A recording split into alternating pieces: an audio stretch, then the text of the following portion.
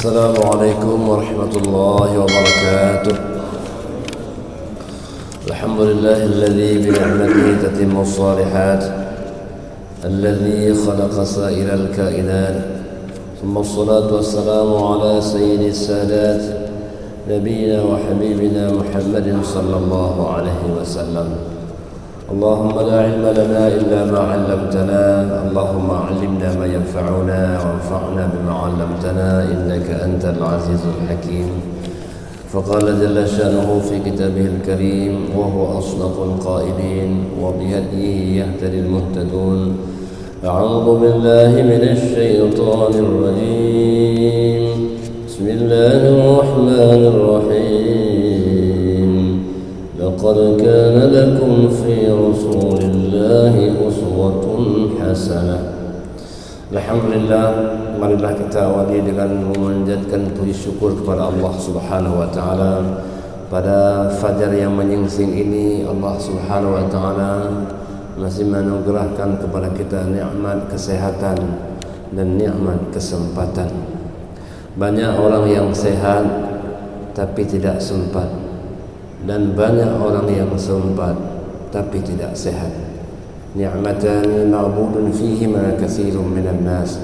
Dua nikmat inilah yang sering diabaikan oleh manusia: as-sihhatu wal farahu. Nikmat sehat dan nikmat sempat. Salawat beriring salam kepada junjungan alam baginda Rasulullah sallallahu alaihi wasallam yang telah menghantarkan kita ke pintu ilmu pengetahuan, bimbingan dan hidayah Allah Subhanahu wa taala. Maka marilah kita meraihnya dengan bersungguh-sungguh. Semoga kita mendapatkan fid dunya hasanah wa fil akhirati hasanah wa qina adzabannar. Jemaah dirahmati Allah Subhanahu wa taala, ketika kita berbicara tentang baginda sallallahu alaihi wasallam, kita tak boleh lupa menceritakan tentang ibunda yang melahirkan beliau. Jadi bagaimana karakteristik seorang ibu yang melahirkan Sayyidil Mursalin, Imamil Muttaqin. Betapa penting seorang ibu bagi seorang anak. Adalah orang-orang yang hebat dilahirkan oleh ibu-ibu yang hebat. Maka oleh karena itu, al-ummu al-madrasatul ula. Ibu adalah sekolah pertama sebelum sekolah lainnya. Jemaah yang dirahmati Allah Subhanahu wa taala. Oleh karena itu, pada malam yang mulia ini, pada subuh yang sangat mulia ini, kita akan membahas bagaimana karakteristik seorang ibu yang bernama Aminah yang melahirkan baginda Rasulullah sallallahu alaihi wasallam. Setelah dapat informasi yang sangat menyedihkan beliau, kabar bahwa suami yang tercinta yang baru saja nikah dengan beliau, yang belum habis masa bulan madunya, tapi kini sudah kembali kepada Allah Subhanahu wa taala. Maka oleh karena itu disebut dalam kisah, wa tahammalat sayyidah Aminah thaqala hadhihi al-faji'ah al-alimah bikulli sabrin wa jildin. Informasi yang berat ini, yang tidak ringan ini, beliau tanggung, tahammal. Jadi seorang bunda harus memiliki sifat tahammal, mampu menanggung beban berat. Beban berat bukan hanya sejak beliau melahirkan, sejak mengandung, kemana-mana beliau bawa, susah tidurnya karena anak yang dikandungnya, tapi tahammal. Maka orang yang mengandung itu namanya hamil, dibawa-bawa kemanapun beliau berada. Maka itulah karakter yang pertama yang Allah didik kepada ibu-ibu secara tidak langsung, kemampuan tahammul untuk menanggung beban-beban yang berat. Jadi oleh karena itu, jemaah dirahmati Allah, kita ingat orang-orang yang hebat, ulama-ulama yang hebat berangkat dari ibu-ibu yang hebat.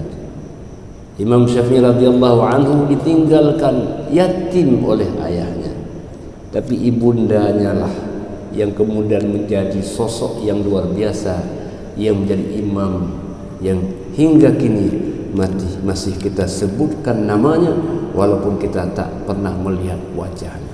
Itu adalah berkat ibu yang hebat. Jadi jemaah rahmati Allah, maka oleh karena itu Alimah Sayyidah Aminah adalah sayyidah yang istimewa yang melahirkan baginda sallallahu alaihi wasallam.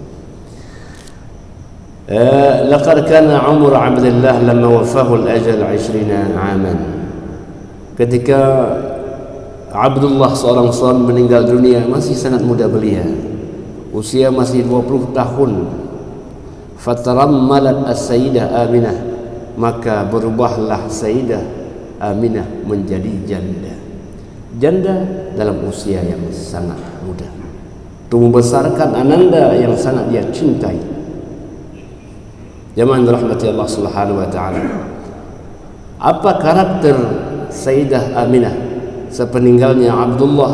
Akhadal huzna min Aminah kullama akhadh. Beliau mengambil waktu kesedihan. Ya, beliau mengambil waktu kesedihan. Walam taktahil ainaha bi ru'yah Abdullah marrah thaniyah. Beliau tidak lagi memakai celak yang beliau persembahkan kepada suami tercinta, yaitu Abdullah. Bukankah seorang istri ketika hendak menyambut suaminya berdandan, memakai celak, memakai bedak, masa-masa yang luar biasa, tapi berhentilah Aminah memakainya karena Abdullah tidak lagi pulang ke rumahnya, tapi pulang menghadap Allah untuk selama-lamanya. Jadi jemaah dirahmati Allah Subhanahu wa taala, inilah yang disebut dengan ihdad, masa-masa bersedih.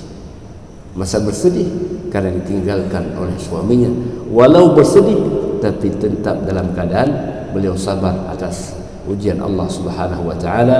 Walanabluwannakum bisyai'in minal khawfi wal ju'i wa naqsin minal amwali wal anfusi was samarat wa basyiris sabirin الذين إذا أصابتهم مصيبة قالوا إنا لله وإنا إليه راجعون. Orang-orang yang sabar ini orang-orang yang tidak biasa, orang-orang yang luar biasa. Yang luar biasanya apa? Karena dia melafadzkan kalimat istirja'. Istirja', inna lillah, ini kami ini milik Allah, dan hanya kepada Allah lah kami akan kembali. Jadi kepada Allah bukan pergi, tapi kepada Allah kita akan kembali. Jadi jemaah rahmati Allah Subhanahu wa taala, kesadaran Aminah sebagai hamba Allah menyebabkan beliau menjadi orang yang luar biasa sabarnya. Wa tamurrul ayyam wal layali, lewatlah siang dan malam, hatta ja'ahal makhad, sehingga lama-lama tibalah saatnya beliau akan melahirkan seorang yang sangat istimewa.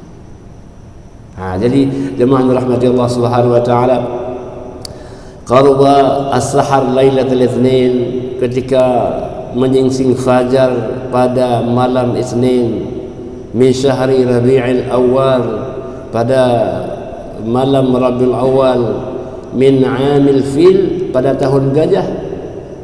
Maka ketika beliau melahirkan itu, beliau sampaikan informasinya kepada kakeknya daripada Nabi sallallahu alaihi wasallam, Abdul Muttalib, bahwa cucunya sudah lahir. Cucunya sudah lahir, dan informasi yang sangat bahagia, yang sangat gembira, yang luar biasa itu. Dan beliau sampaikan informasi kepada kakeknya Nabi sallallahu alaihi wasallam, an umirtu an usammiha Muhammadan, aku diperintahkan untuk memberikan namanya, diperintahkan untuk memberi namanya Muhammadan, namanya Muhammad. Betapa penting sebuah nama bagi seorang anak. Nama adalah visi kehidupan. Nama adalah doa. Nama itu disahaja. Nama diberi yang terbaik. karena itulah cita dan cinta dalam kehidupan ini. Maka orang untuk mengambil nama itu butuh waktu. Kadang-kadang belum lahir lama sudah disiapkan, orangnya belum ada, namanya lahir sebelum anak hadir dalam dunia ini.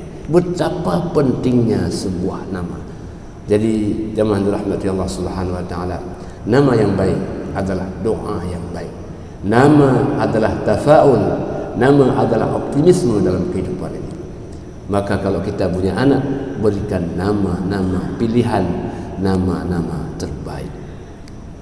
Maka pada hari itu jemaah dirahmati Allah, disembelihkan seekor binatang, diberikan sebuah nama untuk cita-cita yang kita inginkan kepada seorang anak. Hamba Allah yang dimuliakan oleh Allah Subhanahu wa taala, maka fa akhadahu Abdul Muttalib, bahagianya seorang kakek, walau tak ada seorang ayah, kakek itulah sebagai ayahnya. Fa adkhalahu jawfal Ka'bah, diambilnya baginda, dimasukkan ke dalam Ka'bah. Faqama Abdul Muttalib yad'u lahu, Abdul Muttalib hadir membawa baginda ke dalam Ka'bah. Beliau doakan kepada Allah Subhanahu wa taala. Bahagia gembira disertai dengan doa. Bayangkan, kita bahagia gembira, tapi jangan lupa kita sertai dengan doa akan keberkahan.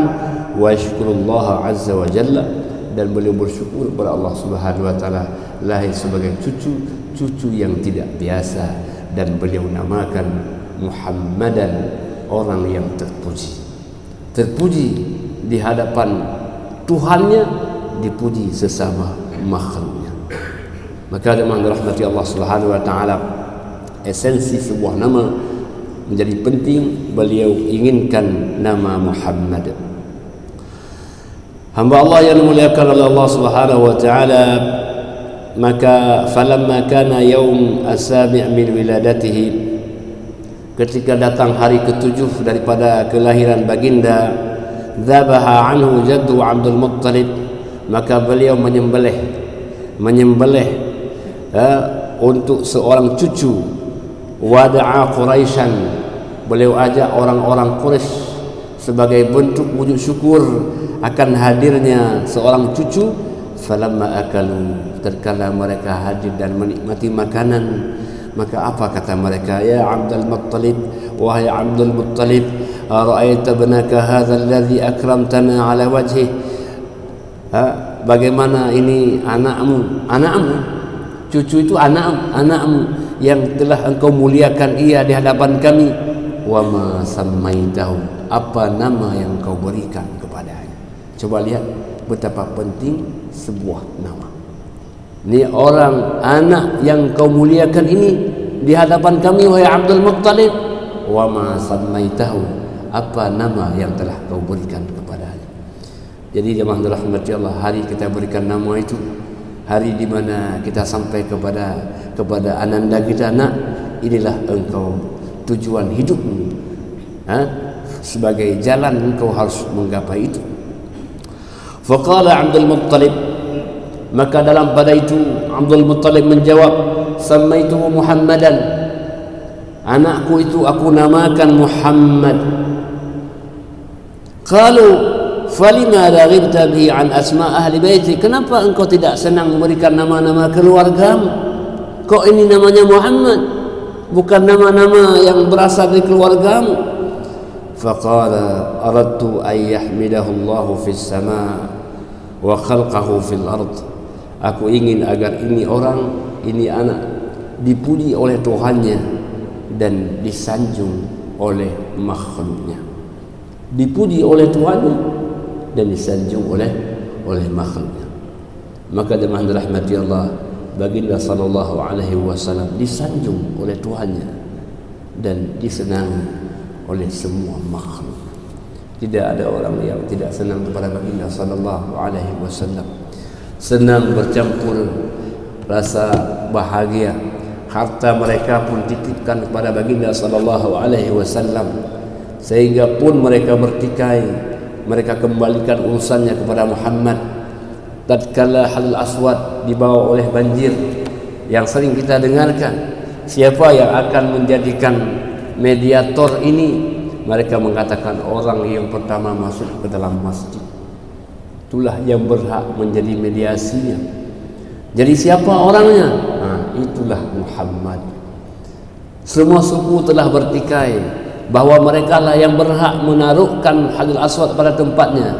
Nabi dengan bijaknya mengatakan, beliau hamparkan selendangnya, lidahnya, beliau taruhkan Hajarul Aswad di tengah-tengahnya.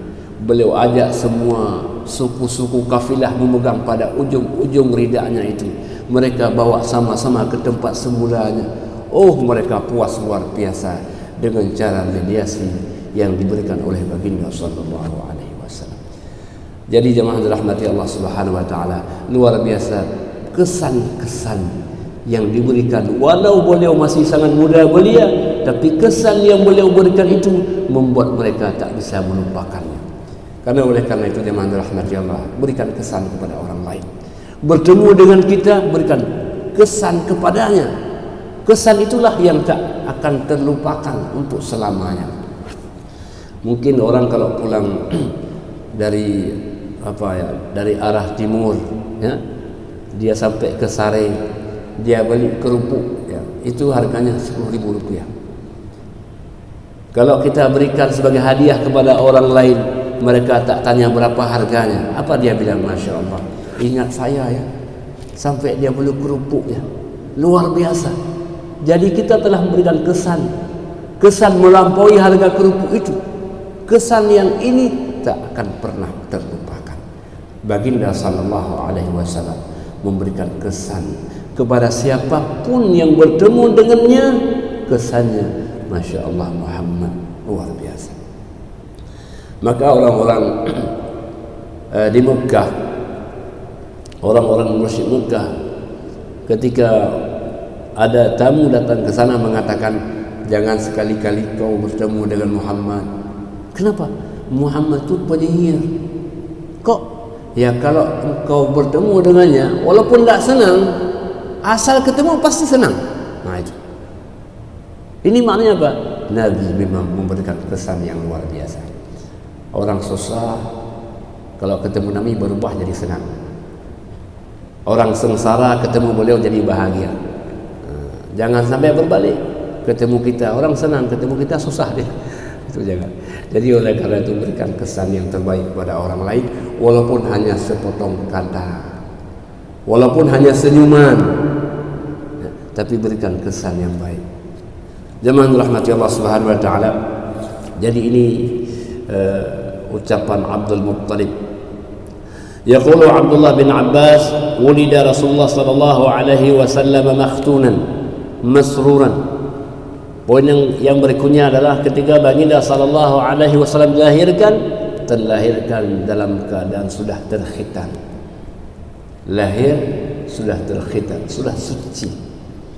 Fa'ajaba bi Abdul Muttalib, maka kakeknya itu dia perhatikan hal ihwal cucunya, anaknya, dari ujung kepala sampai ujung rambut dia perhatikan.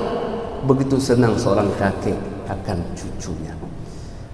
Nah, kadang-kadang makanya ada anak dia kalau kemana-mana dia ingat bukan ayahnya, ingat kakeknya, kan ada. Kenapa? Karena kakeknya itu melampaui cinta di atas cinta ayah. Itu ada. Apalagi ini Rasul, beliau ditinggal yatim oleh ayahnya, maka kakeknya lah sebagai ayah yang setelahnya. Maka kata Abdul Muttalib apa? Kata beliau, la yakunanna libni hadza syan. Ini pasti suatu saat menjadi orang yang tidak biasa ini. Kakeknya membaca, ini anak cucu saya ini tak biasa ini, menjadi orang yang hebat nantinya. Hamba Allah yang dimuliakan. Wa ba'da iddah ayyam, maka setelah berlalu hari-hari itu, arsalat Sayyidah Aminah walidaha ilal badiyah, maka nanti akan sudah kita ceritakan, malah kemarin sudah kita ceritakan bagaimana Sayyidah Aminah mengirim baginda sallallahu alaihi wasallam ke kampung Bani Sa'ad. dan beliau menyusui pada Halimatus Sa'diyah. Jadi jamaah dirahmati Allah Subhanahu wa taala, kemandirian baginda sallallahu alaihi wasallam diajarkan oleh ibundanya sejak beliau masih kecil.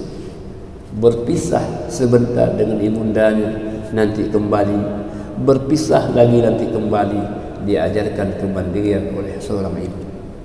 Bukan ibu tak sayang kepada anak, tapi justru karena sayang itulah anak itu diajarkan kemandirian. Saatnya dia bisa makan sendiri, saatnya dia bisa minum sendiri, saatnya ia bisa mandi sendiri. Apa makna itu? Ibu sedang mengajarkan kemandirian seorang anak. Jemaah dirahmati Allah Subhanahu wa taala, maka oleh karena itu kadang-kadang kalau anak jatuh itu ya, diberikan beberapa saat dia menangis. Ternyata menangis itu bagi seorang anak adalah sebuah kebutuhan. Tidak ada anak yang lahir tidak menangis. Maka ibu itu kadang-kadang dibiarkan sebentar menangis, karena menangis adalah bahasa seorang anak untuk menyampaikan pesan-pesan kepada kita. Maka nangis itu adalah walaupun dia satu, tapi memiliki makna seribu. Ada nangis dia lapar, ada nangis karena haus, ada nangis karena mau tidur dia. Nangis itu pesan-pesan yang hanya bisa dibaca oleh seorang ibu. Kalau ayah tidak bisa baca, dia nangisnya, ya, tidak bisa baca. Jadi sehebat-hebat seorang ayah tak bisa membaca makna tangisan seorang anak. Kalau orang sudah bisa membaca makna tangisan, itulah makna orang yang tahu apa filosofi kehidupan. Bahwa kearif itu ada dalam tangisan, tidak dalam tertawaan. Jadi waktu orang menangis itu, itulah mulai makna arif dia. Ya, maka anak kalau sudah menangis enak kali tidurnya, ya enggak? Nanti kali himonya cukup mangat tengok ni. Jadi dalam nangis itu ada makna yang luar biasa. Hatta betapa pentingnya nangis itu, ya? Maka disebut falyadhaku qalilan wal yabku katsira. Hendaklah sedikit ketawa dan perbanyakkanlah menangis. Dengan menangis itu kita akan ide, akan ada pikiran-pikiran, akan ada rasa lapang dalam dada kita. Kenapa? Karena itulah rahasia Allah Subhanahu wa taala. Dan dunia ini kita banyak menangis, nanti di akhirat itu tempat untuk ketawa. Hamba Allah yang dimuliakan oleh Allah Subhanahu wa taala, itulah Aminah, ya, Aminah yang luar biasa. Faghaba anha muddah radha'ah amaini, 2 tahun lamanya Aminah tak melihat ananda Muhammad. 2 tahun lamanya. Kemana 2 tahun lamanya?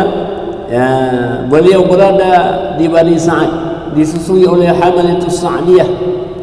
Walamma 'ada ilaiha waliduha, setelah 2 tahun ananda yang sudah pergi, maka akan kembali ahsanat tarbiyatahu, beliau berikan bimbingan pendidikan yang baik. Wahtammat bira'ayatih, beliau bimbing arahkan yang baik. Karena biasanya ibu itu menjadi cerminan bagi seorang anak. Jadi ibu yang menghafal Quran, biasanya anak hafal juga.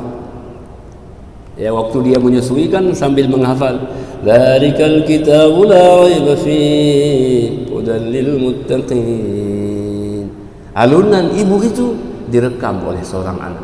Kok bisa merekam, Pak? Iya, karena fungsi organ yang pertama, panca indera yang berfungsi pertama itu adalah pendengaran sebelum yang lain berfungsi. Mata belum bisa melihat, ciuman belum bagus adanya, tapi pendengaran sudah Allah jalankan untuk berfungsi. Maka oleh karena itu jemaah dirahmati Allah, itulah sebabnya kenapa anak yang dilahirkan itu disunnahkan untuk diazankan. Apa maknanya? Dia sudah bisa mendengar betapa agungnya nama Allah Subhanahu wa taala. Maka oleh karena itu suara mamaknya itu, walaupun dia tak melihat mamaknya, dia sudah tahu, ini mamak saya ini. Kok tahu? Suaranya. Masya Allah. Jadi oleh karena itu ibu akan memberikan kesan yang pertama bagi seorang anak. Ya, jadi ibu yang baik adalah menghadirkan anak yang baik. Ibu yang sukses menghadirkan anak-anak yang sukses. Hamba Allah yang dimuliakan oleh Allah Subhanahu wa taala, inilah maknanya bahwa Aminah ketika kembali Ananda Muhammad, beliau bimbing arahkan menjadi yang baik. Wa yukabbir yawman ba'da yawm, beliau bertakbir kepada Allah, rasa bahagia akan hadirnya anak yang sangat beliau cintai. Hatta balagat salisah minal umur, hingga berlalu 6 tahun lamanya. 6 tahun beliau gendong, 6 tahun beliau didik, 6 tahun beliau bimbing. Setelah itu beliau pun akan kembali kepada Allah Subhanahu wa taala. Nantinya Nabi sallallahu alaihi wasallam berada sebagai ananda yang yatim piatu. Yatim sudah tiada ayahandanya sejak dalam kandungan, piatu ibunya pun pergi untuk selamanya. Pesan ini memberikan makna kepada semua anak-anak yatim, bahkan anak piatu. Tidak ada yang dapat menghalangi kesuksesan. Contohkan baginda sallallahu alaihi wasallam, walau beliau yatim bahkan piatu, beliau tetap menjadi orang yang hebat, karena setiap kita berusaha pasti Allah akan mudahkan usaha kita. Wa illil insani illa ma sa'a, dan tidaklah bagi manusia kecuali apa yang telah dia usahakan. Semoga jemaah dirahmati Allah, kita menjadi orang tua yang baik, orang tua yang hebat, yang mampu mendidik anak-anak kita untuk menjadi anak-anak yang sukses. Demikian yang dapat kami sampaikan. Hadanallahu wa iyyakum ajma'in. Wassalamualaikum warahmatullahi wabarakatuh.